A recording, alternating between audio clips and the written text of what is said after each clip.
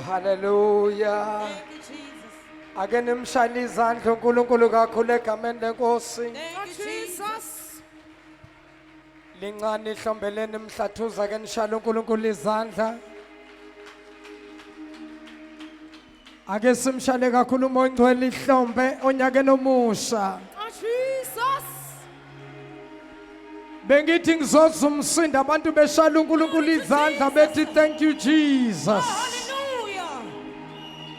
Bengithi ngizoza abantu bathi siyabonga Nkosi. Oh, hallelujah. Uhambe nathi kwaze kwaba lapha. Oh, hallelujah. Usiholile usigcinile. Oh, hallelujah. Ake simshayile izandla kakhulu. Jesus. Mighty Jesus. Hallelujah. Siyabonga kakhulu bazalwane sisimi kanjalo ngezinyawo zethu ngivumeni ngithathe leli thuba ngibingelele indlu yonke umzimba kaKristu makoti wewundlu ibandla likaNkuluNkulu ngiyacela bangcwele lizishayile izandla kakhulu egameni lenkosi uJesu. Umsindo enguzwa lapha awulingani nabantu abalapha. Ngicela umsindo olingana nathi noma ongaphezulu kwethu. Ayibo come on Umhlathuze ngicela ukuzwa umsindo ngicela ukuzwa ihlombe. Oh, Jesus. Oh, Jesus. Oh, Jesus. Hallelujah. Ayibo shayilana uNkulunkulu elikhulu ihlombe. Glory, glory, glory, Ah glory. wangena nathi Oh, Nkosi. Jesus. Hallelujah. Wangena nathi ku 2024 wangena Yes, nathi. Lord. Yes, Lord. Ake nimshayile izandla ake nilizwe ngizwe umsindo. Hallelujah. Oh hallelujah. Glory to Jesus. Oh glory to Jesus. Hallelujah. Glory to Oh, Jesus. glory to Jesus. Mqhabelani ihlombe elikhulu Yesu. Hallelujah. Ah wamuhle Nkosi. Hallelujah. Wamuhle moya ongcwele. Hallelujah. Glory. Thank you Jesus. Nakho ke bazalwane siyambonga uNkulunkulu kakhulu sebengelela bonke obaba, sibengelela bonke omama, obhudosisi, abantu abasha egameni lenkosi uJesu. I-team yethu i-present worship team, team yethu ama-ushers, i-team yethu protocol, keyboardist bethu, sound engineer bethu, sanibonani Umhlathuze. Ayibo sanibona kondlunkulu sanibona. Ake ngizwe ihlombe londlunkulu. La yaqala khona lento. Ngicela ukuzwa ihlombe laseMhlathuze.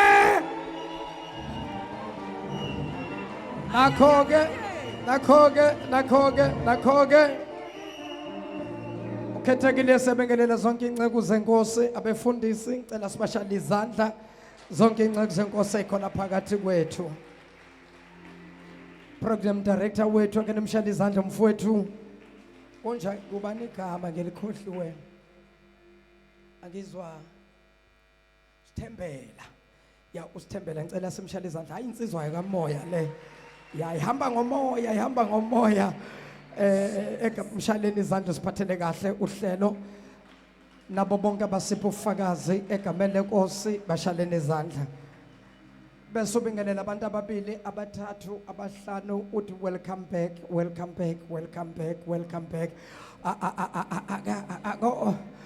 Umakhelwane nje umbingelele nje umtshalo nje ukuthi siyakwamukela weJesu wenkosi. Nakho-ke hayibo bazalwana hayibo khona abantu abamile nje yazi ngibabukile nje. Hayibo into yokungakhulumisani nomakhelwane kulonyaka kufanele iphele. Hayi kulonyaka bonke omakhelwane kufanele ukhulume nabo. Mshanje nge-high five, mshange hug.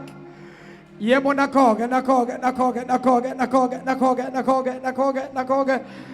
Ya yong. Shalana uNkulunkulu izandla ezinkulu egameni lenkosi.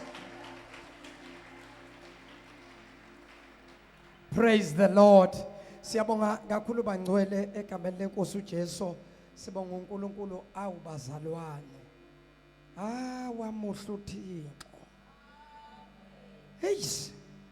ayi uthembekile uNkulunkulu akene Mshaliza yabona Umhlathuze hayi sivale nga high note u2023 sivale nga high note sivale phezulu entabeni akenisha izandla Umhlathuze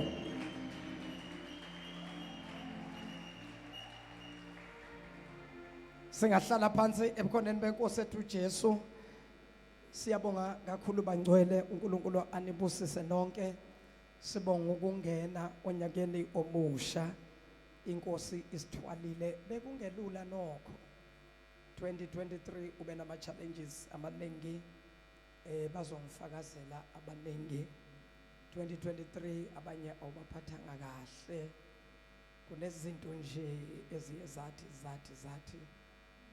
abanye babe nama difficulties kuma finances abo abanye nje life in general nje impilo yakho ayibanga yinhle 2023 kunezinto nje bezokho zivela nje ubathi hayibo uthuthu savala lena kuvelele ukuthi hayibo namhlola kodwa uNkulunkulu kulobo bomnyama undlule nawe wangena ku2024 mina bengithi ngizomshala izandla kakhulu uNkulunkulu ukuthi inkosi siyabonga ngithi mina uNkulunkulu undlule nawe wangena ku2024 praise the name of Jesus kodwa ke ifocus yethu ayikho ekuthenini kwenzakaleni ngonyaka ondlule ngoba uma senze njalo sizobe sevula ichapter uNkulunkulu bese ivalile kodwa kunezinto esizibeke ibhampari enye yalezo zinto esizibeke ibhampari abathakathi bebabhizi ngathi uSathane simbeke ibhampari noma ivaliwe leya chapter kodwa sivali ichapter yabathakathi bebazama ukusicikela phansi sobambana nabo kulonyaka ka2024 bazogoba bazomvuma bayomvuma uNkulunkulu wethu bathi hayi abayekwe labantu uNkulunkulu wabo mkhulu uNkulunkulu wabo uyaphila isitha engeke size sesiyeke ukulwa naso isitha esingoSathane okuyisona esisebenzisa abantu ngeke simiyeke simbeke ibhampari soloku nje simuthi ngeyibhakela soloku nje simuthi ngeyibhakela soloku nje simuthi ngeyibhakela uyozathi abayekwe laba abakhonza kulela bandla kuthiwa iEagle Mountain Prophetic Ministries mshaleni izandla uThixo praise the Lord ngifuna ukungena ezweni lenkosi ngaphandle kokumosha isikhathi sami sesihambile kakhulu egameni lenkosi ethu Jesu umNazaretha longcwele ngaphambi kuba ngikwenze lokho ngiyacela nje bazalwane uku-acknowledge nokuhlonipha nokubingelela nokuwelcome abazalwane bonke bese siwelcome kakhulu abantu abaqala ukufika phakathi kwethu people who are coming for the first time lapha eMhlathuze ngiyacela nje baphakamise izandla abantu nje bathi ngiyaqala ukufika mina namhlanje la kule bandla noma kule nkonzo ngicela nje uphakamisa isandla sakho sifuna ungesabe ngeke sikubize sithi za ngaphambili sifuna nje ukuwelcome sikwamukela phamsa kakhulu mntanami ungesabi phakamisa nje hawu bazalwane mamukele nje niyawazi umkhuba wala ekhaya ukuthi sibamukela kanjani abantu abaqala ukufika phakathi kwethu bashaya ama high five nibashaye ngama hug ya ima ngenyawo mntanami bakubingelele bekuthande abazalwane bakunikeze uthando bashane intandla kakhulu bangcwele praise the name of Jesus ngiyacela bazalwane ukuthi singene ezweni lenkosi next week nje ngakakhohlwa ngakalibale next week ngicela ningiphathela bonke abantwana zonke izingane zesikole bonke abafundayo from primary ukuya kuma tertiary ngiyacela nje ukuthi ningiphathele labo bantu all the students abaphasile abangaphasanga special service next week back to school uma kulesi sikhathi abanye abazali kulezi zinto abakholelwa kuzona bayithathe izingane bazise kubantu ziyosetshenzwa njengoba kuqala unyaka that is why South Africa kunzima manje ngoba yonke into ivunyelwe vunyelwe yonke into ingane zihamba lapha ziyolokhuzwa zicatshwe zisikwe kufakwe whatever fakwayo ingane mayifika esikolweni siyahayiza ingane zihayize zonke manje ingane eklasini awusazi ukuthi kwenzakaleni ingoba kuvunyelwe yonke into. Yikho nathi into esingayenza umbuso osiphethe uvumele konke. Kodwa thina njengabazalwane abantu abalaziyo izwi likaNkulunkulu kukhona izinto engeke size sizenze ngoba siyazi ukuthi ziphambene nezwi likaNkulunkulu. Sekuvunyelwe yonke into eSouth Africa, kwaphasiswa yonke into. Khona thina izinto esizaziyo ukuthi ziphambene nezwi likaNkulunkulu asikuzenza. Ngathi ngedwa la ngizokwenza ngedwa. Hayi la ngathi ngokwenza ngedwa. Asikukwenza bazalwane ukuthi uhulumeni uthe akusho ukuthi uNkulunkulu uthe. Thina senza lokhu uNkulunkulu athe ngakho. Kulabo abaphethe basemagunyeni siyabahlonipha, kodwa kukhona izinto abayosixolela kuzo engeke size sizenze ngoba sazi kahle ukuthi kuphambana nentando kaNkulunkulu. Singamane sizondwe yizwe kunokuthi sizondwe uNkulunkulu. Ngamane izwe lisizonde, ngamane basikhulume kabi bathi sizenza ngcono, ngeke siyenze into esaziyo ukuthi uNkulunkulu uthe kuyona do not. Akabonga uYesu. Ngiqhubene nesandla. So ngiphatheleni ke abantwana next week special service for abantwana sizobakhulekela ukuthi sibabeke izandla sikhulume protection kaNkulunkulu phezulu kwabo nathi sibaqinise njengoba nabo abanye babuye koqiniswa babuye kondluliswa kuma altar abantwana babuye kuyofuthwa kuyobhava bancindisiwe abanye kusikiwe kwathathwa Nkosi yami igazi labo kwathiwa bayavikelwa bayaqiniswa egameni leNkosi uJesu, kanti abanye bafakwa bathweswa imimoya egameni leNkosi uJesu. Sesithi Nkosi ingane yakho ingahambi isuke ekhaya esikoleni ibuye isihayize ingane awusazi ukuthi kwenze njani. Siyobe sithi ke Nkosi bafihla abantwana bethu kulo moya ngoba thina siyazi. Hallelujah. So siyabonga kakhulu ke bazalwane, uNkulunkulu anibusise. Siyaqhubeka ngamandla amakhulu ke bazalwane kulo nyaka ke sizosebenza kakhulu ke, zizoba ziningi ke inkonzo ezizoba ngapha eMhlathuze. uNkulunkulu ngo-2024 ukhumbulile kakhulu uMhlathuze. Ma services wethu nje azoba maningi, sizoba no 6 to 6 ngapha, sizoba nezimvuselelo ngapha, kanti kunye futhi okuhle ngapha nokumnandi ukuthi soqala inkonzo zama home cells egameni leNkosi ethu uJesu kubongwelezane boSikhawini. Sizofaka inkonzo phakathi neviki naba befundisi bakhona la bazosebenza konseleni ukuya le kolokhuzane nje kube kusetshenzwa kakhulu kulonyaka ka2024. Konje stay 2024 is the year of,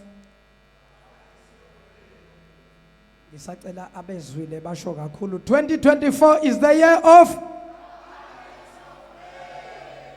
akenisho kakhulu, 2024 is the year of, akenisho kakhulu for the last time, 2024 is the year of abundance of rain. Akenishaya uNkulunkulu izandla. Ubangcwele. Hayi ngeke angibazi uNkulunkulu wase-Eagle Mountain ukuthi unjani, kodwa na imessage uNkulunkulu anginikeze yona kulonyaka ka2024 uthi uNkulunkulu ngihambe ngiyomemezela everywhere la ngishumela khona uthi uNkulunkulu ngitshela abantu bakhe ukuthi lo nyaka unyaka wemvula enkulu. 2024 is the year of abundance of rain. Imvula enkulu. Ngiyabona lithwala amafu. Ake nishayile umoya ngcwele izandla. Nakho ngiyacela sengiselelo 20 minutes ukuthi ngiqede ngiphume kule ndawo. Ngiyacela next week ngicela sisibambe isikhathi ngizoba early ngoba ngizoqala eThekwini ngize la bese ngiyovala eGoli enefanele ngibabeke izandla kubo wonke ama-branch abantwana egameni leNkosi ethu uJesu waseNazaretha. Usisi sisi sifundele izwi leNkosi, ngisafuna ukuhamba kuyo le message ukuze ibandla liyihle ingene, ngoba i-prophetic message kahle kahle bazalwane akusikhona nje ukune excite kunenza nje nibe excited bese iyasala lapho cha.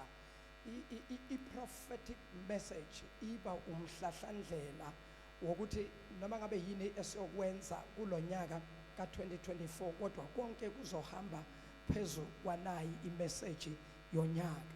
So now njengoba u2024 ethi uNkulunkulu unyaka wemvula enkulu, lokho fanele siqonde ukuthi prophetically kusho ukuthini, ngoba ukuthi 2024 is the year of abundance of rain, kusho ukuthi unyaka wemvula enkulu.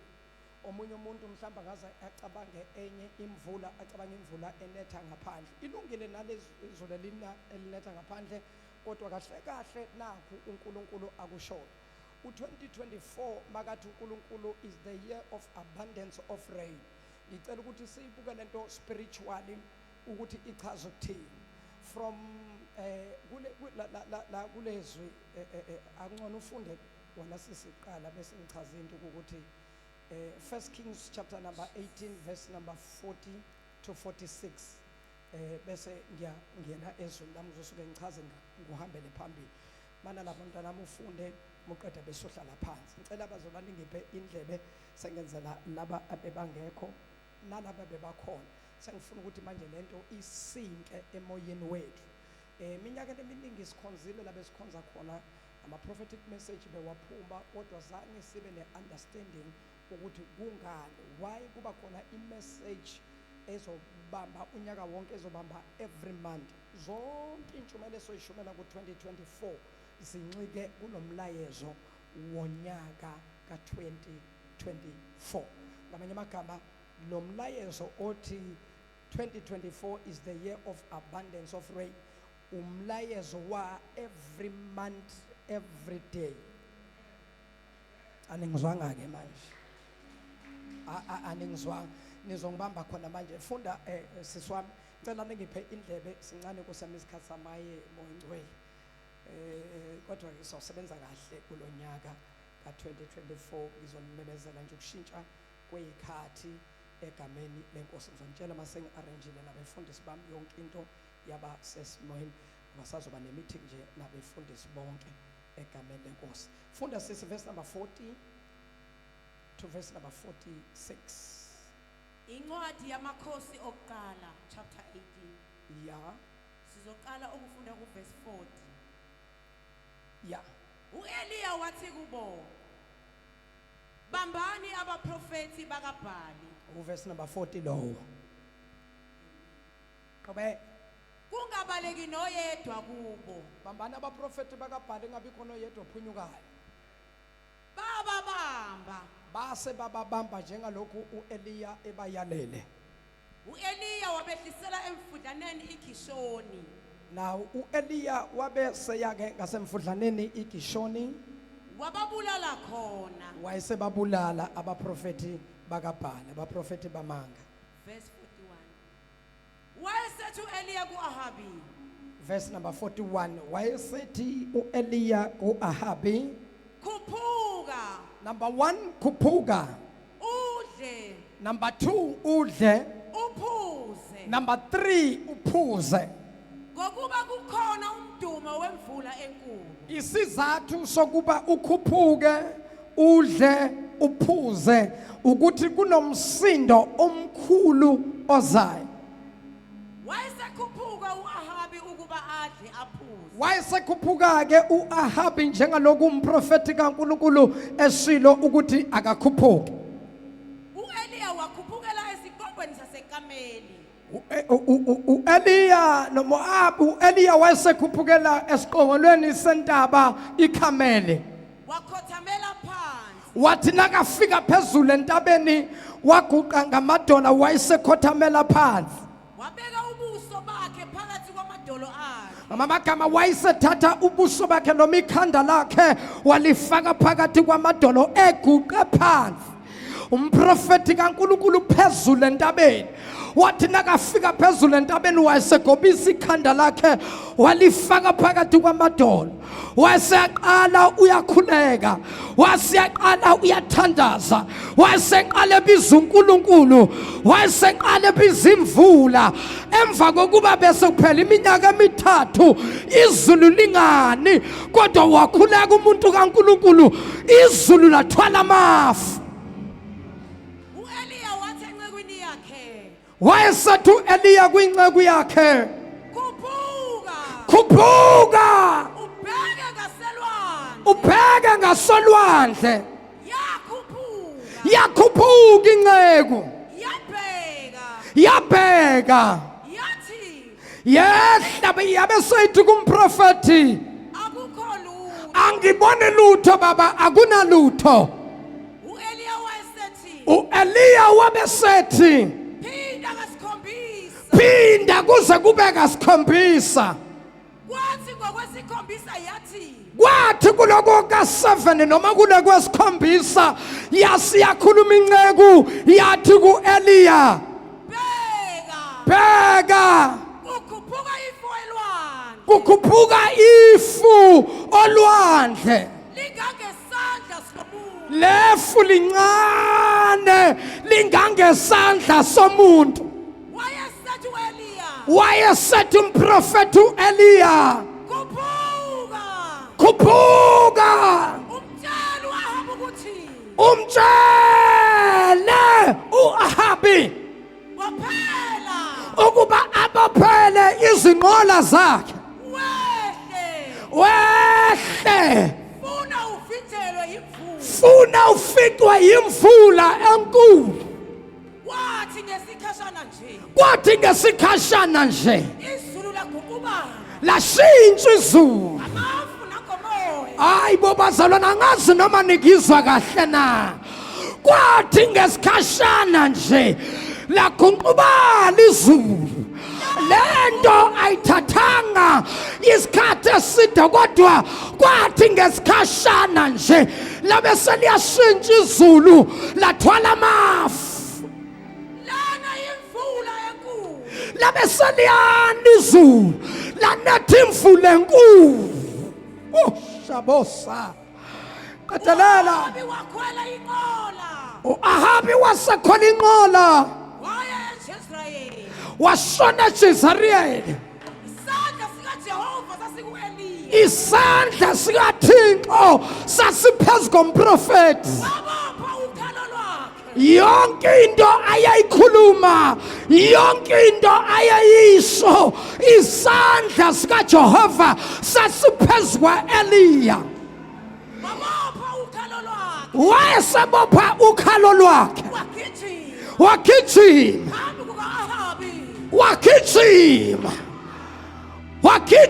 umprofethi uAhabi uhambe eqala uAhabi ugijima ngeenqola zamahashi kodwa umprofethi yena wagijima ngezinyawo kodwa isimangaliso nasi lasikho uAhabi ugijima ngeenqola zamahashi uEliya ugijima ngenqola kamoya washiya inqola zamahashi ispeed ayagijima ngaso wa overtake amahashi ngoba lento yayiphuthuma imvula enkulu yeza wayegijimela ukuthi izulu lingamfici engakangena emzini waseJezeriyeli lalelani bazalwa there is a rain not just any rain there is a heavy rain that is coming. I'm hearing a sound of a heavy rain. I'm hearing a noise of a heavy rain is coming.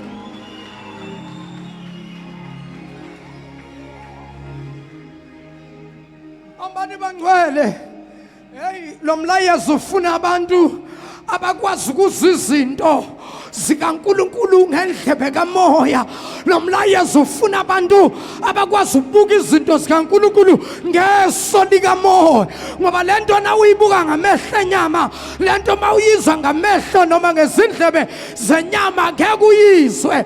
Ake ngokutshela uNkulunkulu makangipha lo mlayezo ukuthi uNkulunkulu uthi ngiyakhuleka, ngiyahamba ngiyokhuleka, ngithi bazalwane angiye enkonzweni ngisayothandaza ngoba uNkulunkulu usengiphile imessage. Kodwa inkinga yami ukuthi imessage uNkulunkulu akakayiconfirm. Sengidinga iconfirmation ukuthi uma ngiyothandaza ngiyokhuleka ama message mabili engiwathola ngithi kuNkulunkulu yiphi okuyona yona. Ngicela Nkosi ngiphi confirmation ngosuku noma ngeviki lokugcina la December uyafika uNkulunkulu uthi uNkulunkulu lalela ngathini kuwe uma ngubiza ngathi kuwena ungenzo kwenziwa ngabanye wena yenza lokhu engiyokutshela kho. Ngithi Nkosi ngiyakhumbula wayesathi uNkulunkulu nale bengasebenza ngayo le message, kodwa ngifuna ukuthi uthathele, ngifuna ukuthi uyotshela abantu bami ngale ngoba isimo njengamanje ezweni emhlabeni sidinga imvula, komile kudry. Uthi uNkulunkulu asoze izinto zenzeke unless kwehla izulu limathisa umhlaba lithambisa umhlaba, ayikho into ezokwenzeka. Ngithi Nkosi cacisa, uthi uNkulunkulu lalela noma ungashumayela shumela phezu kwabantu abomile abadry. Uthi uNkulunkulu akwehla izulu nqala, uma lehla lithambisa umhlaba lithambisa umhlabathi, then usungalitshala izwi. Isho ukuthini lento? Lithi iBhayibheli sengiva uEliya wake wathandaza kuNkulunkulu, wathi uEliya baba ngiyalivala izulu for 3 years akuyikuba namvula alikunetha. Walivala uEliya izulu langana for 3 years. Kulo nyaka wesithathu wathi uEliya baba ngiyathandaza izulu alinethe alehle. Nayi into engifuna ukuyibuka. This man, lithi iBhayibheli kuyincwadi kaJames chapter 5 verse number 17, Eliya was a man like me and you, but he prayed to God and said, let there be no rain.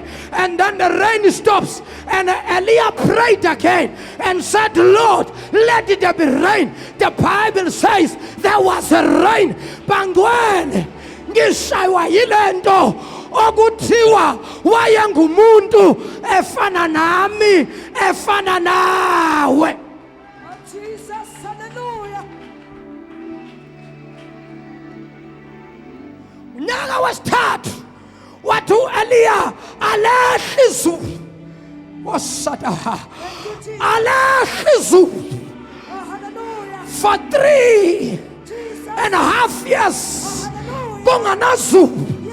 Kodwa lithi iBhayibheli Eliya wakhuphuka intaba wayokhuluma noNkulunkulu, wathi alethe izulu alehla izulu.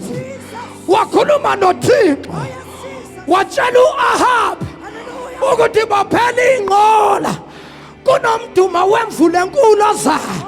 Ngaleso sikhathi kwakunganazulu for 3.5 years. uAhabi wabuka kazange abone lutho, kodwa kuthiwa kuloko esikhombisa wathi nakathi uyabuka wabona kukhuphuka ifu elincane elilingana nesandla somuntu. Wayesehla watshela umprofeti wathi ngibona ifu elincane elilingana nesandla somuntu likhuphuka ngasolwandle. Wayesethi uEliya sesa seshubaphela ingqola liyesizulu. Eagle Mountain, let me tell you, kungenzeka the first month, the second month, the third month kuzobonakala ngathi akwenzeki lutho. fifth month ubonakala ngathi akwenzeki lutho, kodwa I'm here to tell you, I'm hearing a sound of a heavy rain. Ngenzeka January ngenzeka lutho, ngenzeka February ngenzeka lutho, ngenzeka March ngenzeka lutho, ngenzeka April ngenzeka lutho, ngenzeka May ngenzeka lutho, ngenzeka June ngenzeka lutho.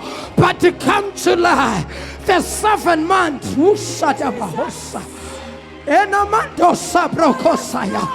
Hey, kungenzeka umduma wemfula enkulu ukubambe manje, kungenzeka ukubambe later. Awuthinta ababili abathathu uthi kunomdumo wemfula enkulu, kunomdumo wemfula enkulu, kunomdumo wemfula enkulu ozayo. Hallelujah. Glory to Jesus. Glory to Jesus.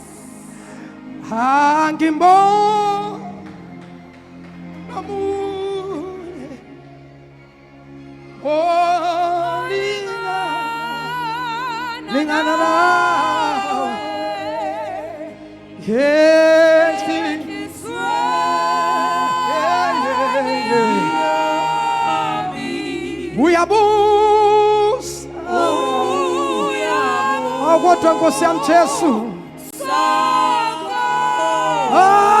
ngibona omunye,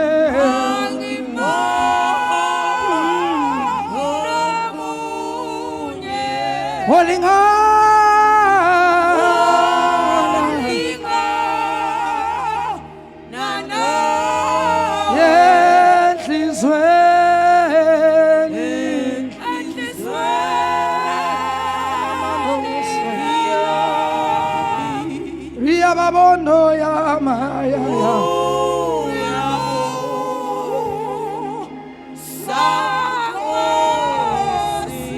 Bamba sang thunders.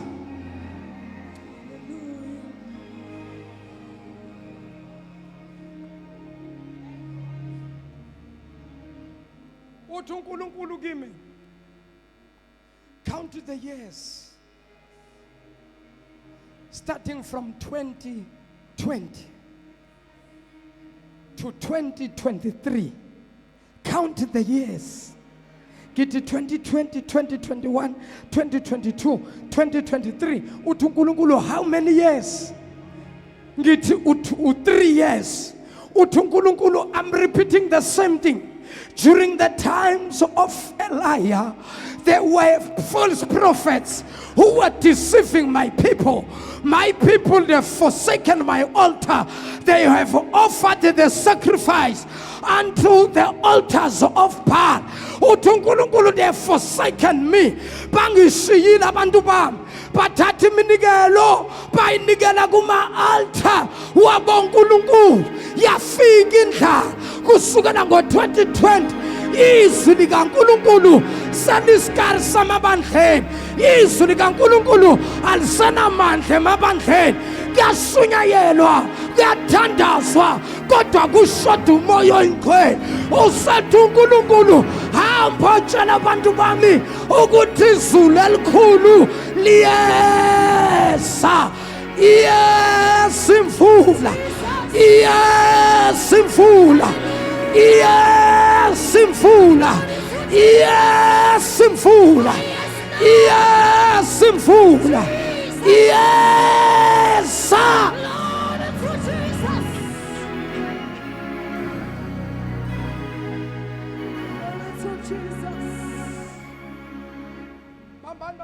Understand that.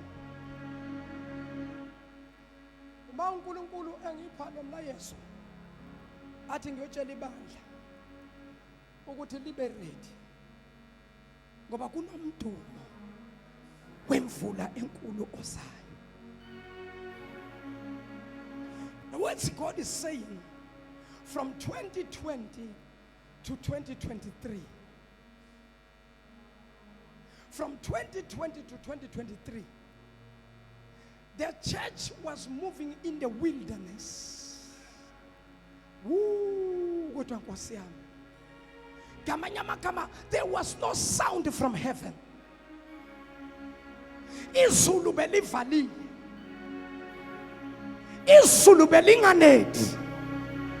Uthi omunye baba shabalala ngathi lanetha kangaka kwaze kwaba neyikhukhula. Angisho lelo zwe mina, ngisho leyo mvula ebeyinethi ikhukhula abantu, ngisho mina imvula yezwi likaNkulunkulu.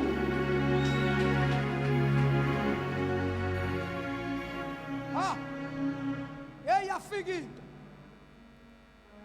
namhlanje kunamabandla angazange aphinde avuka. Solo kukwavalwa mzukwane iCovid-19 imenyezela.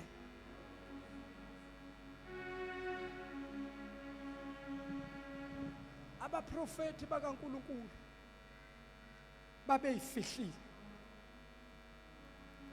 besaba njengoba namhlanje kunje. Now before uEliya evala izulu, into ayenza kwase kwanda abaprofeti bamanga bagcwaliswe. Abantu ibandla abazalwane base basuka emabandleni balandele abaprofeti bamanga. Njengoba namhlanje nje kugcwele abaprofeti bamanga, uvula iTV nangu lo mprofeti, uya ku social media nangu lo mprofeti, and abaprofeti bamanga abavusiwe usathane kunensuku zokugcina. Ibandla liyenza, ibandla liyasuka endaweni kaNkulunkulu lilandela abaprofeti bamanga abangakhonza uNkulunkulu ophilayo, abakhonza oNkulunkulu. Ibandla lisathandazi kuyi-altar likaNkulunkulu, kepha ibandla lithandaza kuma-altar oNkulunkulu. Uthi uNkulunkulu lunjalo njengoba kwakunjalo esikhathini sika-Eliya lapho ebulala abaprofeti bakaBhali. Uthi uNkulunkulu ngizokwenza njalo. Uma ngabe umhlaba sowonile, uma ngabe abantu sebonile, uma ngabe izwe lonile, umhlaba uyalila kimi ukucleansa nokupurifya. Mele ngehlisa izulu ngoba kunegazi elichithekayo, kunegazi elingenasono elilile emhlabathini. Ukulila kwalokuzwakala kuNkulunkulu. Usathi uNkulunkulu ngiyakwehlisa imvula ukuba ngicleanse umhlaba, ukuba ngipurify umhlaba. Ngamanye amagama, izwi likaNkulunkulu, ukwesaba uNkulunkulu akusekho. Yile ntathu uNkulunkulu lizonetha izulu, umhlaba uyothela iy'thelo, umhlaba uzomilisa okumele ukumilise, imvula izonetha. Oh Jesus. Oh hallelujah. Baba, sengiyavala. uNkulunkulu yazini ukuthi uNkulunkulu usebenza kanjani. Kunento abantu abangayazi ukuthi lesikhathi abantu bona emhlabeni ububi banda, abantu beshiya uNkulunkulu bekholelwa entweni eziphathekayo. Kunento abantu abangayazi ukuthi uNkulunkulu uyachela kithi, uyasuka. Lesikhathi abantu bebulala, bedubula abantu bebabulala, begwaza abantu bebabulala, kuphuma igazi, chitheka igazi. Abantu abazi ukuthi umhlaba uyakwazi ukukhala, ulile ububule kuNkulunkulu. Now ukukhala nokulila kwegazi elingenasono, elingenacala, kuNkulunkulu uyathinteka semazulwini. The only way to heal the land, God will bring the rain. God will bring the rain. God will cleanse the whole world by the rain, by the blood of Jesus. Lalelani bazalwa, uNkulunkulu uzowucleanse umhlaba ngamanzi ukuze ukona kunyamalala.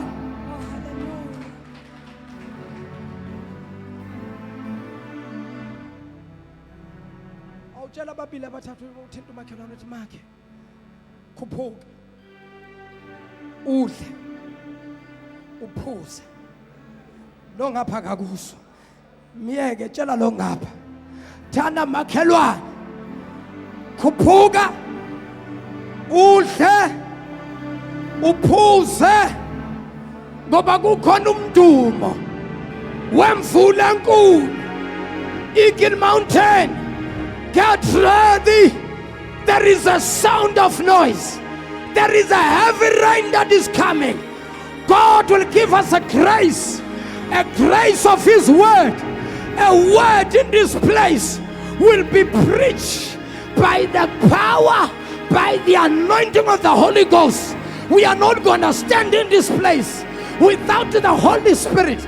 Even in the people abazofika la be inviteiwe bazohamba phezu kwalolu gqobo uNkulunkulu alibekile phezu kwe-Eagle Mountain bazoshumayela abafundisi azayimangalela umfundisi ukuthi hayibo ngiyazazi nje mina ngashumayela kangaka kanti imvula uNkulunkulu ayehlisele phezu kwe-Eagle Mountain.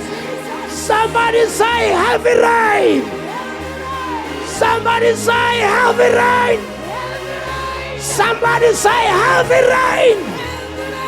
Somebody say heavy rain. Somebody say heavy rain. Somebody say heavy rain.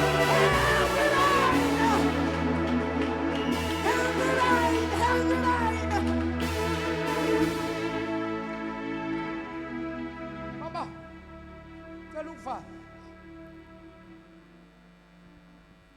Ibambene.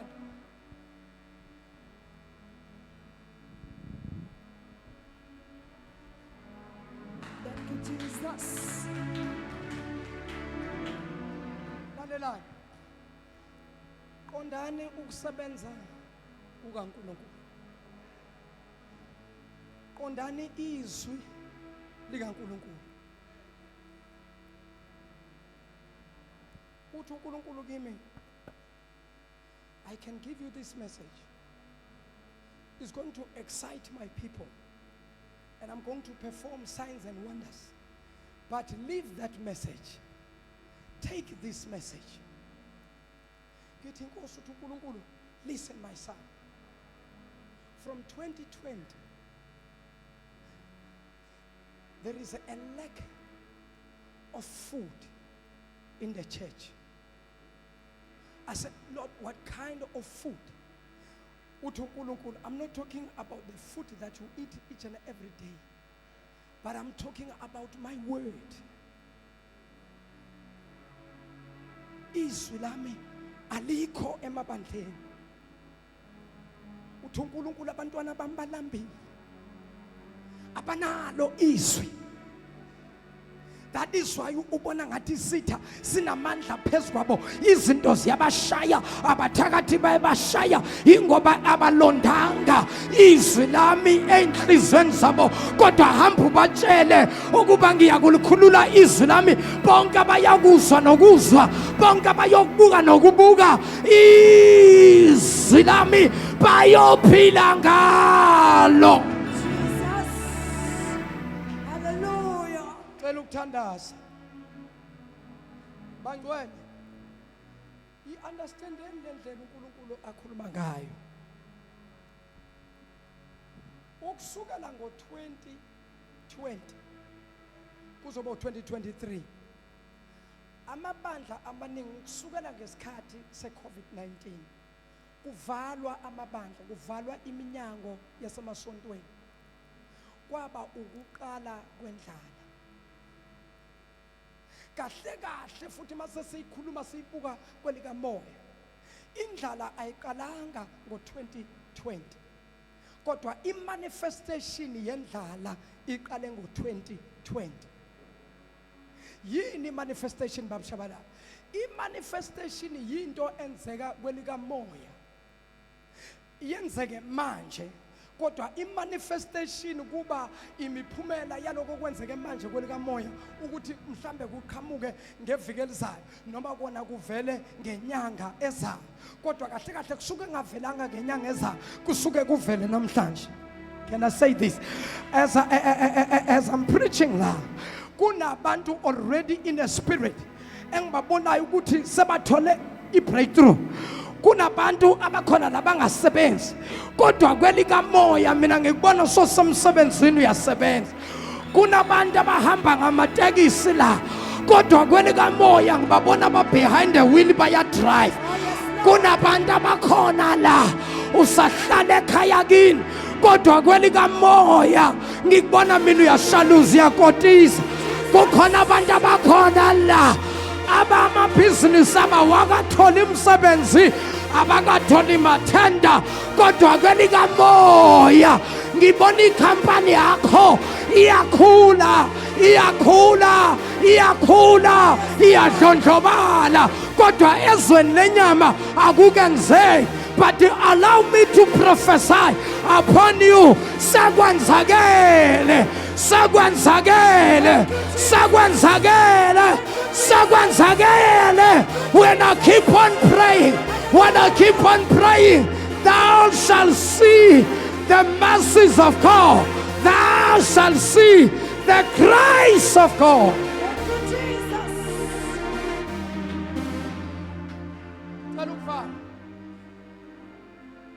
TSHABALALA. Yazi lokuqalile ngiyazama ukukulandela kodwa angikutholi ukuthi uthini. Lalelani bangcwele. Sengivala. uNkulunkulu ngaphambi kokuba into oyikhulekelayo noyithandazelayo ngaphambi kokuba uyibone ngamehlo enyama already ezweni likamoya uNkulunkulu usuke sekayenzile isikho.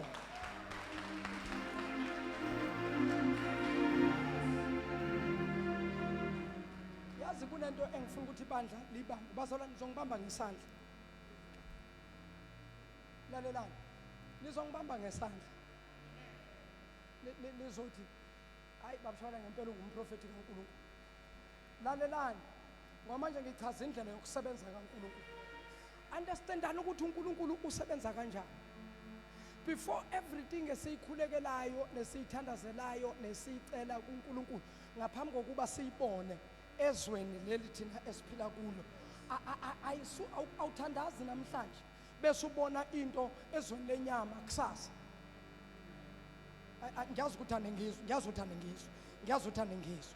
Lalelani ibandla lisemuva because kunezinto zikamoya ibandla elingakathi tap into the realm of the spirit where things are created. Bazalwane, there is a realm of the spirit, a realm of the spirit kuba yizwe likamoya la of othima uthandaza. Lalela, there are 3 realms of the spirit. There is a first heaven, there is a second heaven, there is a third heaven. Now, allow me to introduce the 4th heaven, which is the 4th realm of the spirit. Kulonyaga ka 2024, we shall visit the realm of the spirit that is called the 4th heaven. The 4th heaven. It's my prayer. Ukuthi Eagle Mountain ingene ku the realm of the spirit, which is called the 4th heaven. Wait. My son Supiska. Lalelani bazwa kunezulu lokuqala elibizwa ukuthi umkhathi. Now every word thina esikhuluma inyawo zethu zithinte emhlabathini. When we pray, when we speak words, that's why the Bible says words are spirit. Words are spirit. Words cannot die. Whatever that you speak with your mouth, it stays, it remains in the spirit because it's a spirit. Whoa. Usathana ulibambezela ibandla abazalwane bacabanga ukuthi ukuthandaza dadizwa bethu baze bathi abanye hayi uNkulunkulu yena vele unokuthandaza kuye kodwa akasheshi ukuphendula. Ubani untshele lo?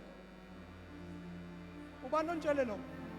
Akithi manje uyabona ifundiso zamanga samba nazo.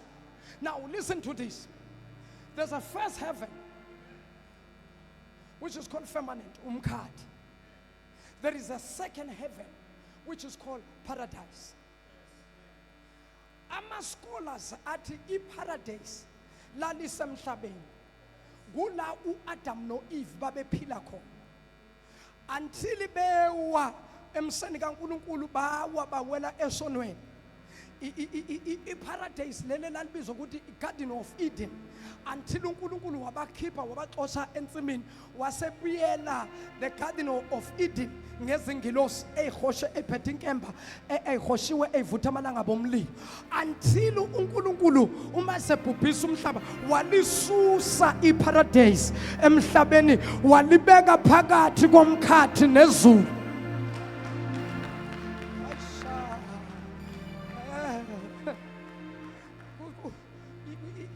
Izwi kulonyatshela umakhelwane uzolifunda izwi kube ngathi uyaqala ukusindiswa. A second heaven now is called paradise. According to the New Testament manje uma sibuka iparadise lithi ke iBhayibheli, paradise is a small heaven where souls of those who are saved. iParadise ngokweTestament elisha mabalichaza bathi yizulu elincane kunezulu esiya kulona. Kuthiwa kuleli zulu elibizwa ngeparadise kula imphefumulo yabo bonke abafe bafele enkosini, imphefumulo yabo ilinda khona. Bese kuba khona izulu lesithathu. Sengiyafa izulu lesithathu yila umprofeti uIsaya ethi ngokufa kwenkosi uZiya ngayibona inkosi yayihlezi esihlalweni sayo kwakukhona ikherubi kukhona iserafim. Uthi umprofeti uIsaya ikherubi lithintana ngezimpiko liroundwe isihlalo sobukhosi lithintana ngezimpiko abesayabheka athi kusenjalo ngase ngibona iserafim liya kwi-altar. Uma lifika kwi-altar iserafim lifika lithathe ilahla lomlilo lihambe nalo. Athi nakalibuka uthi elinye lalivele empumalanga, elinye livele entshonalanga, elinye livele eningizimu nasenyakatho.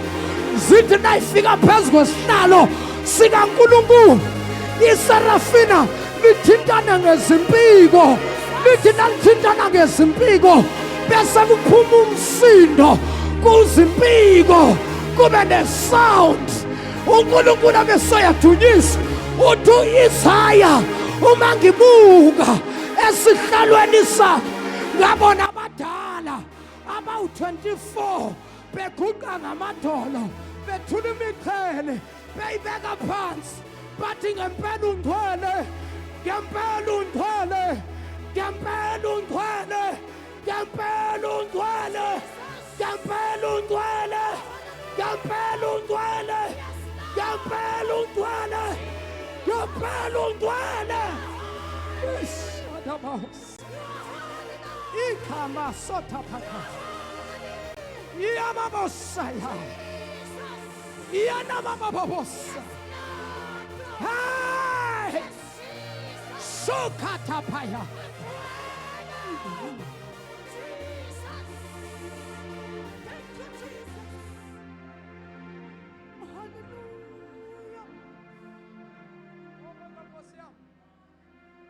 Awusisize Nkosi. Ibandla alifinyelele kuyisambulo sokuqonda ukuthi ungubani uKristu. Ngoba ibandla lisalelwe nje irevelation eyodwa to know who is Christ.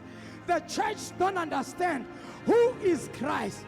Who is Christ? That is why the Bible says one day Jesus stops his disciples and said, "Wow, stop." iBhayibheli bema bamqoloze wayesebabuka bonke emehlweni wathi ake ninje abantu bathi ngingubani, wababuka bonke. Lithi iBhayibheli babuka phansi sebathule bonke kwaqhamuka indoda eyodwa yavela phakathi kwabayishumi yathi wena unguKristu indodana kaNkulunkulu ophezukonke. Hey, wayesathi wathi Petru thula lento ayikhulumayo nawe awuyazi kepha uyambulelwe yizulu. Awu Eagle Mountain izulu malembule, izulu malivule, izulu malivule. Simazi uKristu ukuthi ungubani.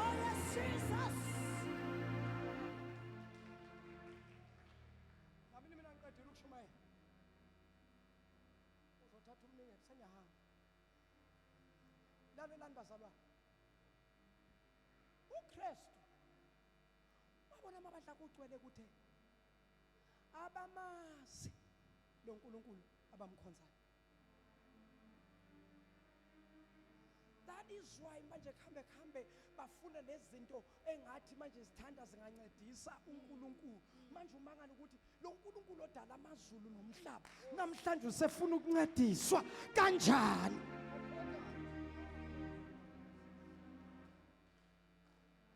Kanjani?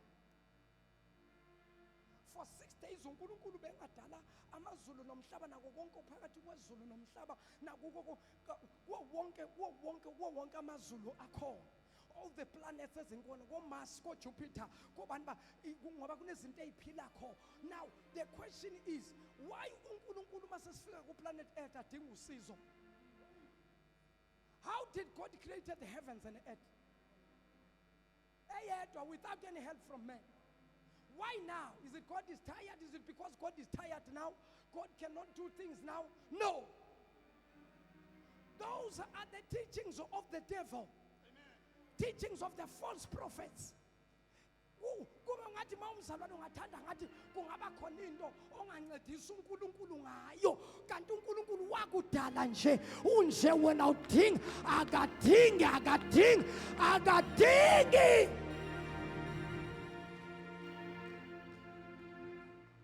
Bayifakile le doctrine manje. Bazalwane mangabe beza kuwe ungabaniki lutho banika izwi kuphela. Bathi ayena uyashumayela kodwa yazi inkinga zethu angiboni. NgeBhayibheli nje kuphela. Hayi uyadlala lo mfana akayazi inhlupheko. Thina sihluphekile. Abanye bayafika lapha bathi ufanele lo mfana akhulume kanje. Usemncane akazazi inkinga. Ngoba phela akashadanga. Akazazi inkinga engibhekene nazo emzini wami. Kanti lo mfana uma umbukile mncane kodwa lo ngaphakathi kulo mfana wangomdala wensuku wayekhona lo mfana angakabikho lo ngaphakathi mdala. Jesus cela simeni sonke ngenyawo uSamkulunkulu mangasiza kube khona abazalwana abazokholwa izwi likaNkulunkulu, kube khona abazalwana abazothemba uNkulunkulu. Bazalwa kunyaka ka2024 ngicela uNkulunkulu umthembe ngisho sebahlekisa ngawe ekhaya kini bathi he ngithi wena phela wayeka izinto zala ekhaya wathi wena shindishiwe praise the Lord. Yabona manje uyazi umkhonzo uNkulunkulu methemba uNkulunkulu izinto zakho zibheke phansi zibheda kodwa umele izwi likaNkulunkulu uzombona uThixo masephendula asakuphendulela. Just for 2 minutes. Cela sishaya izandla sikhuleke. For 2 minutes. Everybody pray now. Father, in the name of Jesus, Spirit of the living God, Jehovah Shammah, Jehovah Elohim, Jehovah El Gibor, Jehovah Balperizim, Jehovah Nis, Jehovah Rapha, Jehovah who was and is, and the one that is to come. You are God alone. Besides you there is no other God. You have created heavens and earth. You don't need any help from any man. Yes, Lord. By the power that you possess, Oh, Jesus. by the authority that you possess, Oh, Jesus. you have created everything Yes, Lord. and put them in places Yes, Jesus. with your order. Yes, Jesus. Father, in the name of Jesus, Jesus. we pray, Almighty God, Oh, yes, Lord. that you will reposition things, Jesus. put things back to order, Oh, glory to Jesus. put things where you have put them in the beginning. Oh, yes, Lord. Put your church in order. Put the church in order. Yes, Jesus. Put your servants in order. Yes, Lord. Put the church in order. Yes, Jesus. In the name of Jesus. Jesus. Put everything that has been moved away from its position. Hallelujah. Ora masata pakasa. Yes, Jesus. Riboso tolobosa. Glory to Jesus. Ikamantele bosa. Hallelujah. Ikatatala bababosa. Oh, yes, Lord. Ikapapapa sikatele pepe. Glory to Jesus. Itapando sanda akamos. Glory to Jesus. Rebes kabandosa. Yes, Lord. Thank you, Jesus. Thank you, Jesus. Thank you, Jesus. Thank you, Jesus. Thank you, Jesus. Thank you, Jesus. Thank you, Lord. Thank you, Lord. Thank you, Jesus. Thank you, Thank you, Jesus. Jesus. Thank you, Jesus. Destroy, Yes, Lord. dismantle Yes, Jesus. every altars of darkness Yes, Lord. in the name of Jesus. Jesus. Destroy Yes, Jesus. all other gods Thank you, Jesus. in the name of Jesus. Thank you, Jesus. In the name of Jesus. Lord. In the name of Jesus. Thank you, Jesus. Sokopaya. Glory to Jesus. Setenemos. Glory to Jesus. Yenababosaya. Oh, hallelujah. Silent izandla kakhulu uNkulunkulu. Thank you, Jesus. Thank you, Lord. Thank you. Silent kakhulu izandla umoya ngcwele. Oh, hallelujah. Hallelujah. Thank you, Jesus. Izamandla kaThixo kule ndawo. Glory to Ushadabahosaya. Jesus. Shendemos. Glory to Jesus. Ake niphinda nimshade izandla ungabonwayo. Oh, hallelujah. Glory. Lord, Lord. Uzembili nje bazalwane siyahlala phansi.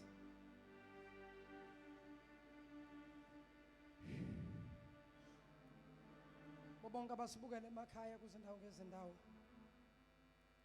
Ngiyacela ukuthi uthathe advantage. Your soul is dry. You need a rain. Sow that seed of a rain. Tshala nayo imbewu yokuphendula nokuthambisa umhlabathi wakho. La banking details ethu kwiskrini sakho. Baba Shabalala Nkosi yami, I'm so blessed. Izwi lishumayelayo. I'm so blessed. I want to tap into this anointing. Angifuni nje uthi ugcobula ungaka luvele nje luwele phansi. Baba nayi imbewu yami ngiyayitshala. Itshale ulapha ekhaya. You can transfer, you can deposit the following day. It's up to you. uNkulunkulu senze njalo akubusise ngegama lika Jesu. Ngicela simshayele izandla.